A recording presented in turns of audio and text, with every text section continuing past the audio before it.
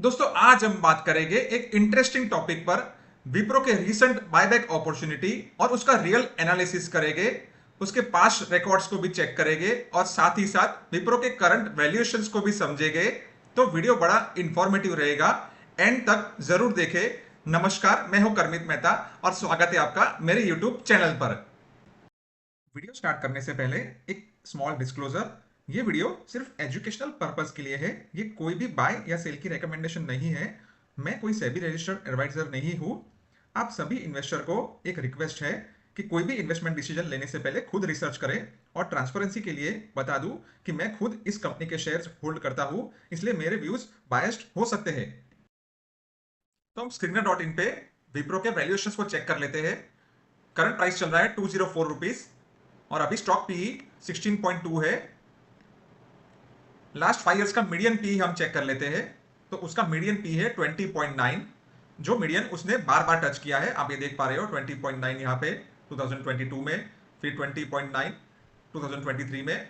यहाँ पे भी दो बार इसने 20.9 टच किया नीचे जाके। तो बार बार ये 20.9 के आसपास ही उसका पी रहा है। तो इस बार इसने बहुत ही नीचे का पी शो कर लिया है क्योंकि एआई का डर है मार्केट में। तो 15.1 के पी तरफ चला गया है, तो अपने मीडियन से काफी नीचे चला गया है और अभी ट्रेड कर रहा है 16.2। तो मेरे हिसाब से ये इसमें 50% का रिट्रैक्शन आ सकता है। तो 20.9 से 50.1 हम देखें तो 5.8 डिवाइड बाई 2 करें तो 50% वहां से 2.9% 15.1 से बढ़ सकता है। तो अराउंड 18 के पी के आसपास वापस ट्रेड करने को आ सकता है एक बार के लिए। तो अगर 18 का पी आता है तो अभी करंट उसका ईपीएस क्या चल रहा है, इसके लास्ट मार्च क्वार्टर के भी रिजल्ट आ गए हैं। तो उसके बाद करंट उसका ईपीएस चल रहा है 12.58 इंटू 18, तो 226 रुपीज प्राइस निकल के आता है। अगर उसे 50% रिट्रेसमेंट किया अपने पी का, तो 18 के पी के आसपास आने के बाद उसका प्राइस 226 रुपीज के आसपास आ सकता है। उसके फंडामेंटल्स रिजल्ट्स को चेक कर लेते हैं। तो रिजल्ट्स में हम देख पा रहे हैं कि रिजल्ट्स एकदम फ्लैट रहे। सिर्फ डॉलर का हाई होने की वजह से उसके रेवेन्यू ऊपर आए। तो रिजल्ट एकदम बेस पे है, बेस उसका मेंटेन कर रहा है, पर ग्रोथ बिल्कुल नहीं दिखा रहा है। और मार्केट्स को हमेशा ग्रोथ पसंद होता है, बेस पसंद नहीं होता है। अगर रिजल्ट्स अच्छे आ रहे हैं पर ग्रोथ नहीं दिखा रहे तो मार्केट्स पसंद नहीं करते, इसलिए इसके वैल्यूएशंस अभी इतने कम हो गए हैं। 15 के पी पे आसपास इसलिए आ गया था वो। अगर लॉस में भी है पर लॉस कम करता है, बहुत ज्यादा दर पे लॉस कम कर रहा है, तो मार्केट वही देखता है कि इसने ग्रोथ दिखाया है। तो ग्रोथ दिखाने पे ही मार्केट उसको रिवॉर्ड देती है, बेस दिखाने पे मार्केट रिवॉर्ड नहीं देती है इतना। इसलिए उसका वैल्यूएशन अभी लो चल रहा है, बहुत ही लो चल रहा है। तो मार्केट ने उसको ये बेस इफेक्ट को डिस्काउंट कर दिया है ऑलरेडी। और उसके प्रमोटर होल्डिंग को हम चेक कर लेते हैं। 72.64 अच्छा ही प्रमोटर होल्डिंग है बहुत। और 8% एफ के पास है, 8% डी के पास है। पब्लिक के पास सिर्फ 10% शेयर अभी होल्ड कर रहे हैं पब्लिक। सबसे पहले एक इंपॉर्टेंट अपडेट ये शीट में हम समझ लेते हैं कि फाइनेंस एक्ट 2026 के बाद बायबैक का टैक्स ट्रीटमेंट चेंज हो चुका है। अब बायबैक को कैपिटल गेन की तरह ट्रीट किया जाता है। मतलब सिंपल लैंग्वेज में आपको सिर्फ प्रॉफिट पर टैक्स देना है, पूरे अमाउंट पर टैक्स नहीं देना है। अगर आप सैलरीड इन्वेस्टर हो तो एक साल से ज्यादा आपकी होल्डिंग है तो long term capital gain tax लगेगा 12.5%। और आप एक साल से कम होल्डिंग है तो short term capital gain tax लगेगा 20%। और अगर आप ट्रेडिंग या बिजनेस कैटेगरी में आते हो तो टैक्सेशन आपके स्लैब के हिसाब से हो सकता है। और एक इंपॉर्टेंट चीज, कंपनी टीडीएस डिडक्ट करके आपको पेमेंट देती थी अभी तक, शायद आगे भी कंपनी टीडीएस पेमेंट डिडक्ट करके ही देगी। इसका कोई फाइनल खुलासा नहीं हुआ है, लेकिन फाइनल टैक्स आपको आईटीआर में करना पड़ेगा। तो हम ये पास्ट 3 इयर्स के विप्रो के कॉर्पोरेट अनाउंसमेंट को एक शीट में समअप करें और उसको कंपेयर करें करंट 2026 के बायबैक के साथ। तो ये शीट में आप देख सकते हो उसका रिकॉर्ड डेट, तीनों का रिकॉर्ड डेट, उसका क्लोजिंग डेट आप देख सकते हो, और उसका एडजस्टेड बायबैक प्राइस। मतलब विप्रो ने 2023 के बाद 1-on-1 बोनस दिया है, तो उसका एडजस्टेड प्राइस बोनस एडजस्ट करने के बाद मैंने प्राइस निकाला है। तो 162.5 था 2019 में, 2021 में 200 रुपीज में बायबैक हुआ था, 2023 में 222.5 में बायबैक हुआ था, और अभी 250 प्राइस में बायबैक कर रही है कंपनी। आप शेयर्स देख सकते हो कितने शेयर्स कंपनी ने बायबैक में लिए हैं, और अभी 60 करोड़ शेयर्स कंपनी बायबैक में लेने वाली है। बायबैक का साइज देख सकते हो आप, 10,500 करोड़ था 2019 में, 21 में 9,500 करोड़ था, 23 में 12,000 करोड़ था, और अभी 15,000 करोड़ रुपए कंपनी बायबैक करेगी। 2019 में आपने देखा रिटेल एक्सेप्टेंस 53.47 था, 21 में 100% रिटेल एक्सेप्टेंस था, 23 में 78% था, और एडजस्टेड क्लोजिंग प्राइस, ये इंपॉर्टेंट है, जब भी बायबैक का लास्ट डे था तो क्लोजिंग में उसका प्राइस क्या था, तो 2019 में 132 रुपीज उसका प्राइस था, 21 में 210 रुपीज था प्राइस, तो बायबैक 200 रुपीज पर था और प्राइस चल रहा था मार्केट में 210। तभी किसी ने भी मार्केट टेंडर रूट में नहीं डाले शेयर्स, इसलिए 100% एक्सेप्टेंस रेशियो आया, क्योंकि उसका प्राइस ही बायबैक प्राइस से ज्यादा चल रहा था। तो सीधी बात है, मार्केट में ही आप सेल करोगे तो आपको बेनिफिट रहेगा। और 2023 में 222.5 का बायबैक प्राइस था और क्लोजिंग में उसका प्राइस चल रहा था 195, तो बायबैक प्राइस से बहुत नजदीक था, इसलिए उसको एक्सेप्टेंस रेशियो 78% ज्यादा एक्सेप्टेंस रेशियो मिला। अभी उसका बायबैक प्राइस है 250 और प्राइस चल रहा है 205। तो अभी हम आगे चर्चा करेंगे उसका एक्सेप्टेंस रेशियो कितना आ सकता है। ये शीट में हम कंपेयर कर पा रहे हैं विप्रो के करंट बायबैक और लास्ट ईयर इंफोसिस का जो रिसेंटली ही बायबैक था नवंबर में।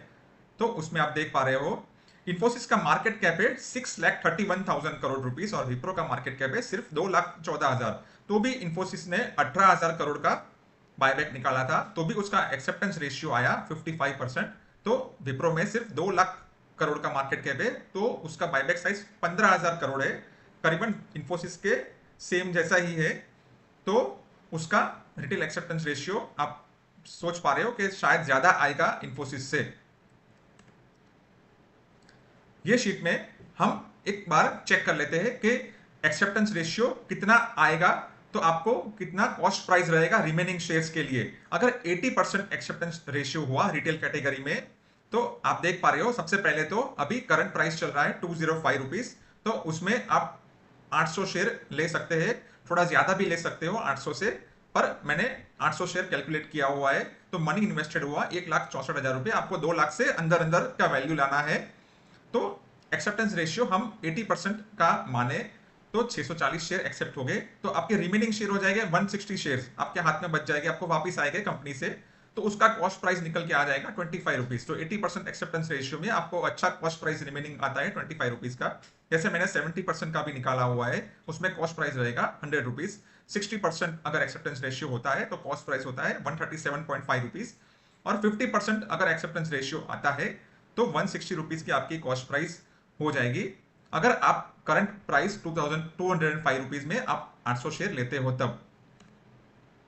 ये शीट में हम समझ लेते हैं, अगर 80% एक्सेप्टेंस रेशियो आया या 70% या 60% या 50%, चारों चार कैटेगरी में आपका नेट प्रॉफिट कितना रह सकता है वो हम चेक कर रहे हैं, और हम एज्यूम कर रहे हैं कि 195 रुपीज में आप रिमेनिंग शेयर्स को सेल कर पा रहे हो।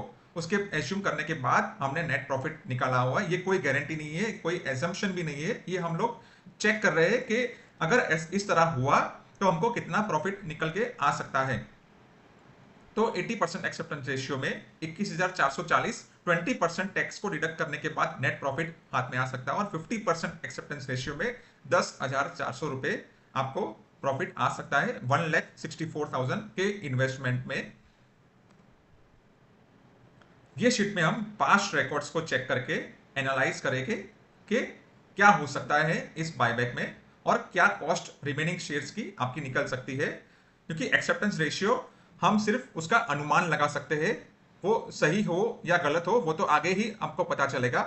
तो पास्ट रिकॉर्ड्स में ऐसा बताया है, अगर प्राइस उसका 220 से अबव रहा क्लोजिंग डेट पर, उसके जो जिस दिन बायबैक खत्म होता है उस दिन पर 220 से ज्यादा प्राइस रहा, तो 80% एक्सेप्टेंस के ज्यादा चांसेस है, क्योंकि 250 से एकदम नजदीक है, तो पब्लिक प्रीफर करेगी या तो मार्केट में बेच दे, या तो मतलब बहुत कम पब्लिक टेंडर रूट में पार्टिसिपेट करेगी। तो 220 से ज्यादा रहा तो 80% के चांसेस है, तब उस केस में आपका कॉस्ट प्राइस हो जाएगा 25 रुपीज।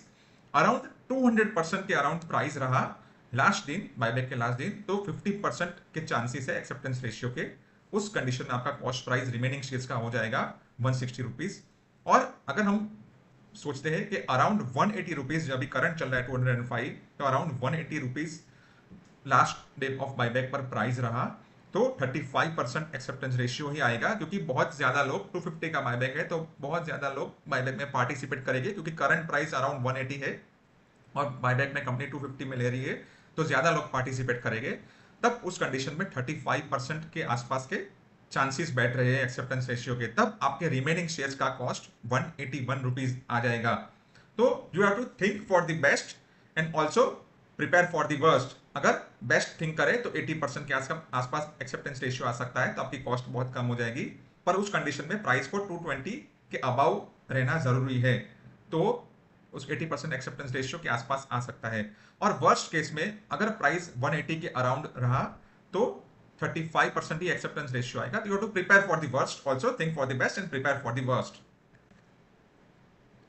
ये बायबैक सिनारियो में मेरे पर्सनल व्यूज में आपको शेयर कर रहा हूं, ये कोई भी रेकमेंडेशन नहीं है। ये वीडियो में कोई हम बाय सेल की रेकमेंडेशन नहीं रही है, आपको अपना डिसीजन खुद लेना है और आपको फाइनेंशियल एडवाइजर को कंसल्ट करना है। हम कोई फाइनेंशियल एडवाइजर नहीं है, तो मैं अपने सिर्फ पर्सनल व्यूज यहाँ पे रख रहा हूँ। मेरे खुद के एक्सपेक्टेशन है कि 60% एक्सेप्टेंस रेशियो आएगा, तो हम आज के प्राइस 2005 में अगर परचेस कर रहे हैं तो अराउंड से अराउंड प्रॉफिट आएगा 17,200 rupees, 280 rupees profit after tax.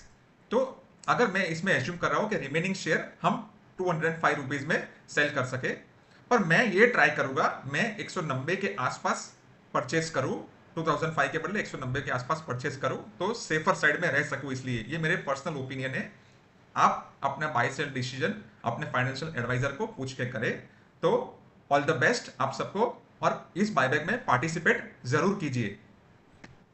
तो दोस्तों कैसा लगा आपको ये वीडियो? अगर अच्छा लगा हो तो लाइक कीजिए, अपने दोस्तों के साथ शेयर कीजिए। ये वीडियो बनाने का एक ही रीजन था कि आपको कंप्लीट इंफॉर्मेशन मिल सके, तो आपको डिसीजन लेने में मददगार रहे कि पार्टिसिपेट करे या ना करे। और if you have any further queries और need any clarifications then please comment कीजिए, तो मैं आपके कमेंट्स में रिप्लाई करने की कोशिश करूंगा।